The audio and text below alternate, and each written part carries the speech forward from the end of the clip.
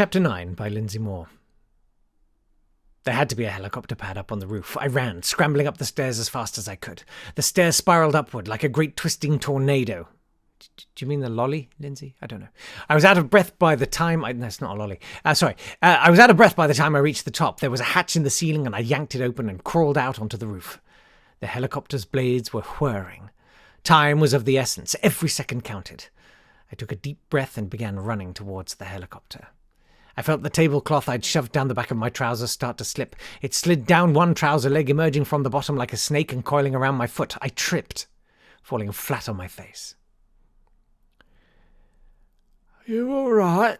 An older gentleman dressed like a security guard was standing over me, offering me his hand.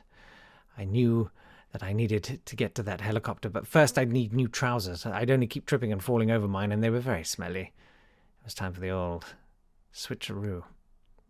It was surprisingly hard to bludgeon the old security guard into unconsciousness, but I managed it.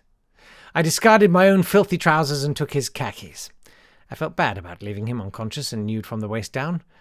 It simply wouldn't be right to leave him exposed. So I tried putting my own soiled trousers on him.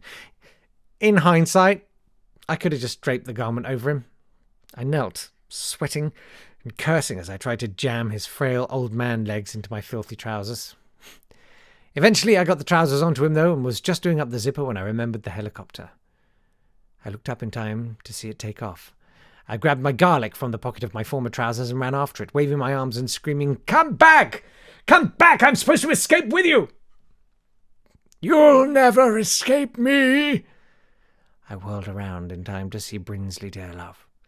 He held a rocket launcher, gently stroking its icy blue shaft.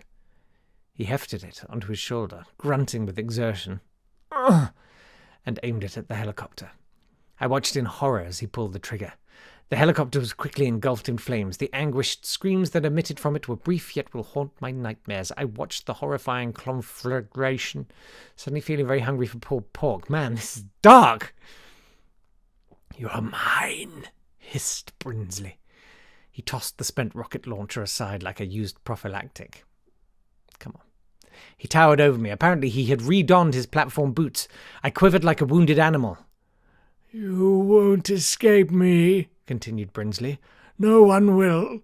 Once my nefarious plans have come to fruition and I plunge the world into a wretched state of unloveliness, all will bow down before me and worship." At this point, a villainous monologue felt tedious and cliché, and I really wanted to get off the roof, so I did the only thing I could. I threw the jar of minced garlic at him.